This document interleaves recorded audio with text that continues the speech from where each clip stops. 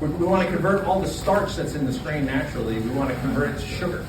Because the sugar, simple sugars, is what the yeast are going to eat to produce alcohol and some carbon dioxide.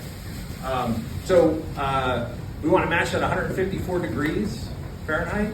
And so as we're adding grain to that hot water, it's lowering the temperature, right? So if we had it at 154 and added the grain, it would drop below the temperature we want. So we brought it up to about 159 degrees.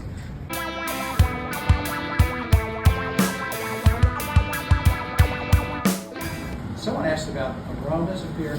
I tell you, when you brew beer in the kitchen, or wherever you brew it, the aroma can really be awesome. I mean, it's not where life's cold day. I sometimes just sit there inhaling over the pot.